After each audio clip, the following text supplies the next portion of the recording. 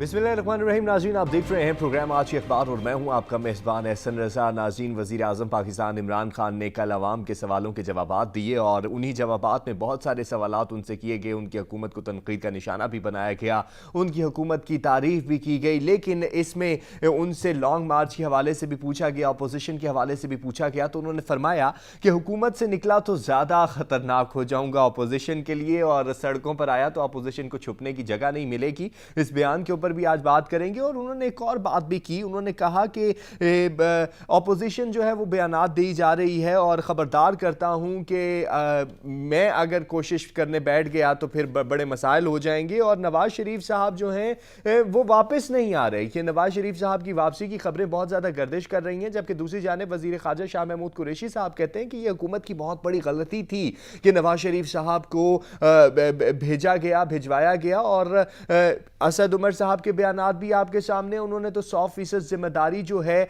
वो डाल दी इमरान खान साहब के ऊपर। और उसके बाद उन्होंने कहा जी मेरे बयानात को जो है बड़ा तोड़ मोड़ के पेश किया गया। पहले बयानात दिए जाते हैं, फिर उसके बाद कहा जाता है कि जिस रंग रूप से हमारे बयानात को लिया गया वो सही नहीं है। मीडिया को भी तनकीद का निशाना बनाया। उन्होंने कहा तनकीद करनी चाहिए, प्रोपेगेंडा नहीं करना चाहिए, लेकिन जिस तरीके के बयानात सामने आते हैं फिर उनको उसी तरह पेश किया जाता है। फिर उसके बाद सफाई आती है तो सूरत हाल अजीब और गमगीर हो जाती है। साथ ही बात करेंगे ऑपोजिशन के हवाले से, तो ऑपोजिशन भी ये बात करती हुई नजर आई कि वजीर आजम धमकियां ना दें, सामान उठाएं, घर जाएं। बहुत इन्होंने काम कर दिया, बहुत कारकर्दगी, हुकूमत की कारकर्दगी के हवाले से बात करेंगे। और पीपल्स पार्टी ने कहा कि इक्तदार से निकले तो वजीर आजम तनहा होंगे, तो कितना वजन है इस बात में, इस पर भी बात करेंगे। और गैस बहरान देखा हमने, पेट्रोल बहरान देखा हमने, बिजली की किल्लत हमने देखी। सबसे पहले बात टमाटर बहरान से शुरू हुई थी, अब 4 साल तकरीबन मुकम्मल होने को हैं, लेकिन अब हम खाद बहरान भी देख रहे हैं और किसान जो हैं वो बहुत ज़्यादा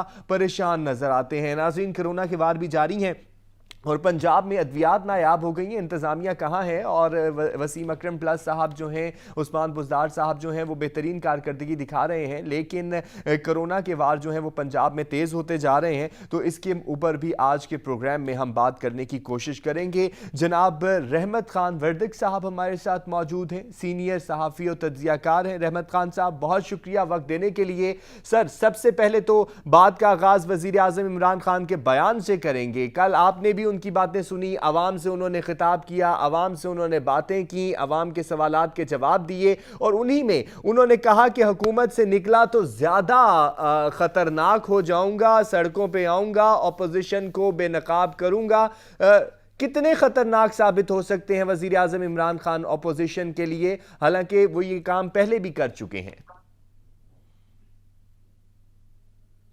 भाई, उधर ये है कि जो वज़ीर आज़म साहब की कल की जो तकरीर थी, टेलीविजन पे तकरीर थी, नहायत बुज़दिलाना बातें कर रहा था, नहायत गलत बातें कर रहा था। कोई बात में उसकी सदाकत नहीं थी। अच्छा। मैंने तो ये तज्जिया किया है कि पीटीआई के मुतल्लिक कि पीटीआई जब से इक़्तिदार में आई है, उनका काम है सिर्फ झूठ बोलना, साफियों को के ऊपर बात करना, दूसरों के ऊपर बात करना, और अपने गिरबान में देखते नहीं है कि हमारे गिरबान में क्या है। हालांकि हकीकत यह कि इन्होंने झूठ की वजह से इस मुल्क का जो बरकत थी वो खत्म कर दी। इतना झूठ मारते हैं रात दिन जिसकी कोई हद ही नहीं है। और झूठ जहां मारा जाता है और जहां झूठ हुक्मरान मारे, जिनके पास हुकूमत हो, उस मुल्क से बरकत उठ जाती है। अब वो कहां कहां की मिसालें दे रहा था, क्या क्या कह रहा था, बरतानिया की मिसाल दे रहा था, अमेरिका की मिसाल दे रहा था। और भाई, बरतानिया में तो आम आदमी की तनख्वाह जो है 5 लाख रुपए पर मंथ है। आपके रहमत मुल्क साहब, में आप स्विट्जरलैंड की आम आदमी मिसाल की भी उन्होंने तनख्वाह दी थी, 30,000। स्विट्जरलैंड की मिसाल भी उन्होंने दी थी। उन्होंने कहा था वहां पे सिर्फ गायें हैं और पहाड़ हैं। लेकिन ये बात ये है कि अब इनको क्या, फिर इन्होंने क्या किया कि कल का जो प्रोग्राम इसका था, मैं 1.5 घंटा मुसलसल इसको फोन मिलाता रहा, मुसलसल। मेरा फोन नहीं लग रहा था, लेकिन वो जो फैसल जावेद था वो अपने वर्करों को खुद फोन मिलाता था और वो सवाल जवाब करते थे।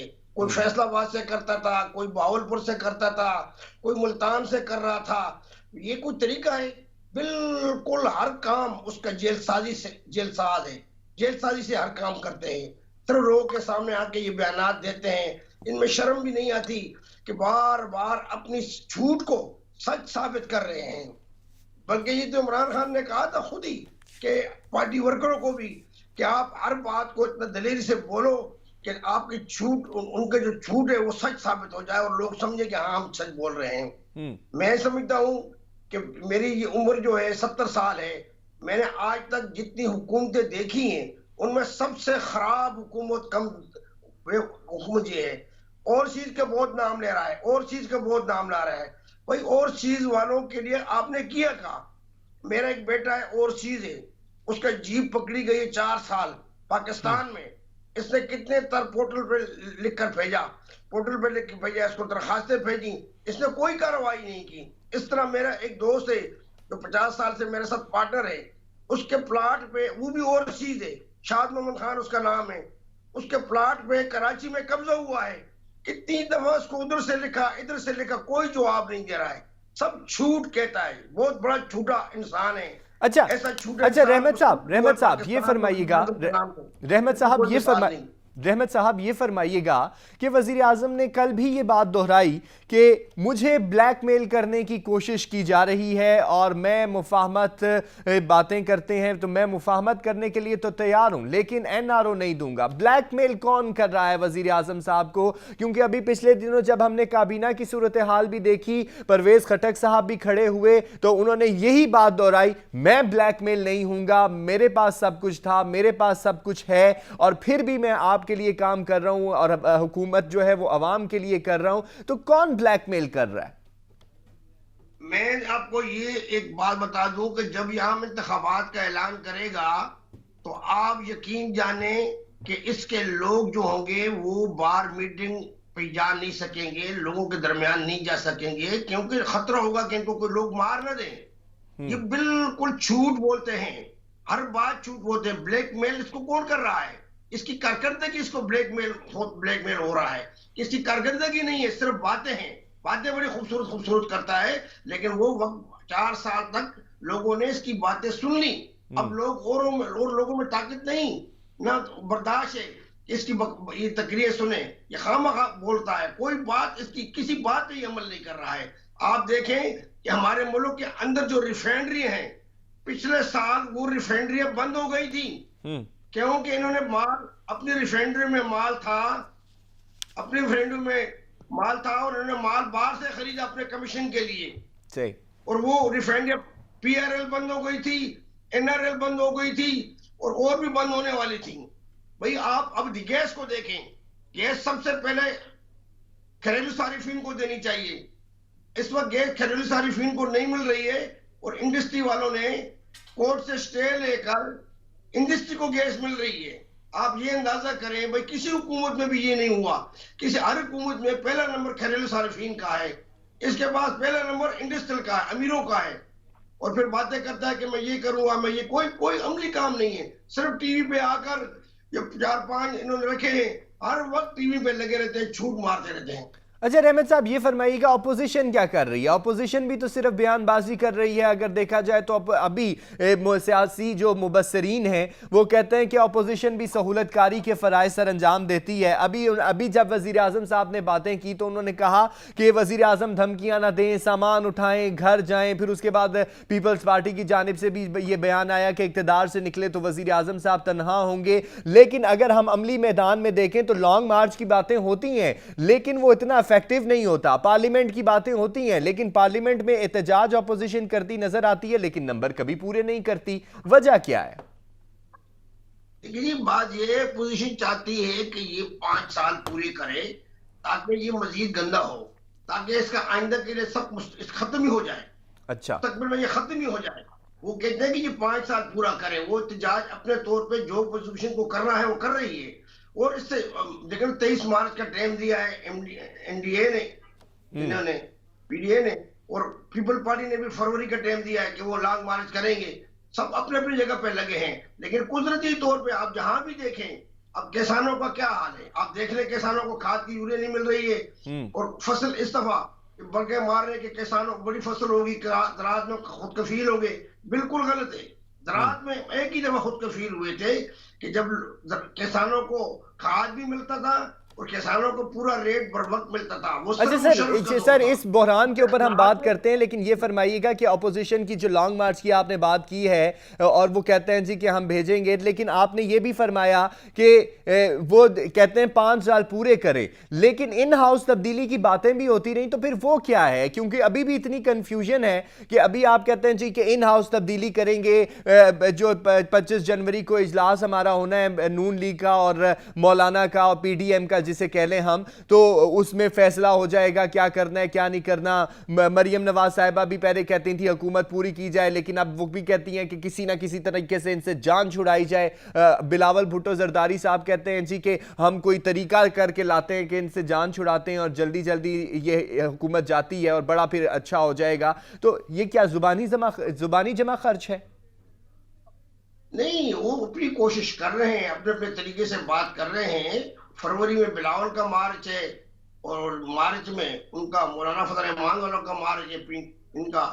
तो ये तो दोनों अपनी तरफ से लगे हुए हैं और कोशिश ये कर रहे हैं, अगर ये मुत्तफिक हो गए तो असेंबली के अंदर भी, पार्लियामेंट के अंदर भी पहले वो पंजाब में, मेरा ख्याल है कि पहले पंजाब की तब्दीली करेंगे, पहले पंजाब को पीर से उठाएंगे। अच्छा पंजाब में जो पीर बैठा हुआ है जी। पहले उसको उठाएंगे। जब वो पीर को उठेगा तो हुकूमत मरकज खत्म हो जाएगी, मरकजी हुकूमत ऑटोमेटिक खत्म हो जाएगी। पहले वो कोशिश करें कि पंजाब में इस पीर को उठाएं जो पीर परस्त बैठा हुआ है। सर पीर किस तरह उठाएंगे? क्या हिकमत अमली नजर आती है आपको अपोजिशन की? लेकिन ये बहुत कम वोटों का फर्क है और उनके अपने लोग भी उनसे नाला हैं। वो अपने लोग भी अच्छा उनके उस दिन अगर ये सही तरीके से चले तो पीटीआई के अपने लोग भी इनके साथ वोट देंगे। कई लोग बगावत में तैयार हैं, लेकिन कहते हैं कि वक्त ज्यादा है, अभी ज्यादा अनटाइम पे करेंगे। कई लोग तैयार हैं।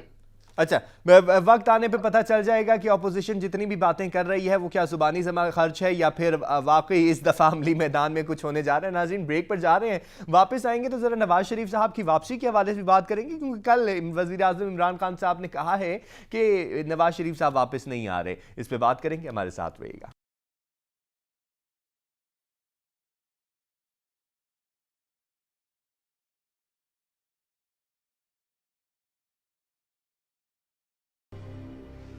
वेलकम बैक जी। नाज़रीन, वज़ीर आज़म पाकिस्तान इमरान खान साहब के बयानात के हवाले से वक्फे से पहले बात जारी थी और मज़ीद बात को आगे बढ़ाते हैं। कल उनसे नवाज़ शरीफ साहब के हवाले से भी बात की गई तो उन्होंने कहा कि नवाज़ शरीफ साहब वापस नहीं आएंगे। नवाज़ शरीफ साहब की वापसी की खबरें बहुत ज़्यादा गर्दिश कर रही हैं और कभी कहा जाता है कि मेडिकल बोर्ड हम तश्कील दे रहे हैं, उनको लेकर आएंगे और ऐसा होगा वैसा होगा, और अब कल उन्होंने भी कह दिया कि नहीं आएंगे। तो रहमत खान साहब हमारे साथ मौजूद हैं, उनसे इस पर बात करते हैं। रहमत खान साहब फरमाइएगा, नवाज़ शरीफ साहब की वापसी की खबरें बहुत ज़्यादा गर्दिश हैं कर रही हैं, बोर्ड भी तश्कील दे दिया गया, पहले एक बोर्ड दिया गया जिसने भिजवा दिया था, अब एक बोर्ड बनाया गया जो वापस लाने की बात करता है, लेकिन कल वज़ीर आज़म साहब ने कह दिया कि नवाज शरीफ साहब वापस नहीं आएंगे। कि क्या क्या देख रहे हैं, क्या चक्कर है, क्या मामला है? देखिए जी, बात यह कि माजी को अगर देखा जाए, जिस वक्त भी पाकिस्तान आ जाता है, मुशर्रफ के दौर में आपने और किसी दौर में भी देखा, जब नवाज शरीफ आता है तो फिर उसको कोई रोक नहीं सकता। और इस हुकूमत के रोकने की तो बस की बात ही नहीं है। उसकी वजह यह है कि अगर हुकूमत की कारकर्दगी अच्छी होती तो लोग नवाज शरीफ को एयरपोर्ट पर उतरने न देते, लेकिन हुकूमत की कारकर्दगी इतनी खराब है जिसमें पीटीआई के लोग भी नवाज शरीफ को रिसीव करने जाएंगे। अब अहमद जवाज जो मरकजी सेक्रेटरी इत्तलाआत था पीटीआई का, उसका अगर आप पढ़ें और सुने, वो कह रहा है कि हजरत उमर से भी तो जिन लोगों ने सवाल किया था तो उनको हजरत उमर ने कोई पार्टी से नहीं निकाला था, ना शौकार नोटिस भेजा था। ये उमर का हवाला देता है, मदीना की रियासत का हवाला देता है वजीर आजम साहब। उसको शर्म नहीं आती कि ये किन किन चीजों के हवाला देता है और झूठ और फरेब से मुल्क चला रहा है। अब कोई इसकी बात मानने को तैयार नहीं है, सिर्फ इसके कुछ 4-5 लोग हैं। अब देखे ना, परवेज खट्टक ने भी मुखालफत की। आप देखे ना, नूर आलम साहब ने जो पार्लियामेंट में तकरीर की, और मैं तो उसको खराजी तहसीन पेश करता हूँ। और ऐसे आदमी के लिए मैं कहता हूँ कि अपोजिशन को चाहिए कि ऐसे आदमी को जब भी वो इस हुकूमत के खिलाफ बगावत करे और पार्टी के अपनी सीट छोड़े तो उसको इस सब मुश्तरका तौर पे खड़ा करके और फिर उसको जितवाएं, ताकि इसको इसके मुंह पे तमाचा लगे। कोई भी इसकी हैसियत नहीं रही, ये सिर्फ ज़बानी कलामी बातें करके, कभी प्रेस पे दबाव डाल के, कभी क्या कहता है, कभी क्या कहता है, कभी वो इसी प्रेस के जरिए तो भाई आप इक़्तिदार में आए हैं। सिवाय जियो के सारा प्रेस आपके साथ था और इन प्रेस वालों ने आपके लिए क्या कुछ नहीं किया। आज आप इतने जब इक़्तिदार में आ गए तो आपने आंखें आसमान में कर दी और आप इस प्रेस के खिलाफ हर वक्त लगे होते हो। क्या क्या लफ्ज इस्तेमाल करता है प्रेस के साथ, प्रेस के लिए, प्रेस के हजरात के लिए। तो कितनी अफसोस की बात है कि ऐसा आदमी, झूठा आदमी, झूठा, और जो आदमी झूठा हो वो उसमें बरकत खत्म हो जाती है, उस घर में बरकत खत्म हो जाती है। और ये जब मुल्क का वज़ीर आज़म झूठा हो, उसके साथ बैठने वाले झूठे हो, तो मुल्क में बरकत कैसे आएगी? सर वो तो कहते हैं हमारी जीडीपी को देखें 5% से ऊपर ग्रोथ हो रही है और तमाम मामलात हैं, हमारे जो इंपोर्ट एक्सपोर्ट के सिस्टम है वो भी बड़े अच्छे चल रहे हैं, एफबीआर का निज़ाम हमारा बड़ा अच्छा चल रहा है, लेकिन मीडिया जो है प्रोपोगेंडा किए चला जा रहा है।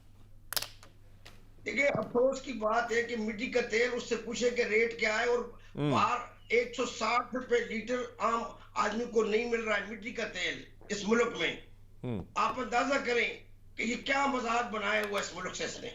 सब झूठी बातें करता है। 160 रुपए लीटर है आम मार्केट में, 160 रुपए लीटर मिट्टी का तेल, जिसकी कीमत 100 रुपए तकरीबन है। कौन मिट्टी का तेल खा रहा है? ये इनके लोग ही मिट्टी के तेल टैंकों में उठा उठा के लेके जाते हैं और मार्केट में जाके मिक्सिंग कर रहे हैं डीजल में, और इन चीजों में मिक्सिंग हो रही है। पूरे पाकिस्तान में मिक्सिंग हो रही है। पूरा गंद इसने मचाया हुआ है। भाई जब तक डीजल की कमीशन नहीं बढ़ेगी, कंपनियों की कमीशन नहीं बढ़ेगी, कैसे आप इस मुल्क में साफ और शफाफ डीजल या पेट्रोल मिलेगा? ये साफ और शफाफ और डीजल सिर्फ मुशर्रफ के दौर में लोगों को मिला, क्योंकि 4 चीजों की कीमत बराबर थी, पेट्रोल, मिट्टी का तेल, डीजल, क्रूड ऑयल। इसकी एक ही कीमत थी, तो मिक्सिंग ही नहीं हो रही थी पाकिस्तान में। अब तो आपने इसकी कीमत अलग रखी है, मिक्सिंग हो रही है। ये कई दफा मैं इसको लेटर लिख चुका हूँ खुद, हालांकि मैं तारीख इस्तिकलाल का हूँ, मैं कई जगह पर इसको लेटर लिखता हूँ, बाद जगह पर इसको लेटर लिखता हूँ कि ये काम गलत हो रहा है, ये काम गलत हो रहा है। लेकिन ये पहला शख्स है कि जो किसी का लेटर नहीं पढ़ता है, झूठा आदमी है। अच्छा रहमत खान साहब ये फरमाइएगा, ये मुझे लाहौर में अपने घर पे बुलाता था, जब अपोजिशन में होता था तो मुझे लाहौर में अपने घर पे बुलाता था, इसलिए कि मैं इसके साथ शामिल हूं। लेकिन मैं इससे 2 ही बातों का सवाल करता था कि आप तब्दीली का बताओ कैसी होगी और नया पाकिस्तान क्या होगा, तो इसके बाद जवाब नहीं होता था। अच्छा रहमत खान साहब ये फरमाइएगा कि वज़ीर ख़ारजा शाह महमूद कुरैशी साहब कहते हैं नवाज शरीफ साहब को बाहर भिजवाना हुकूमत की सबसे बड़ी गलती है।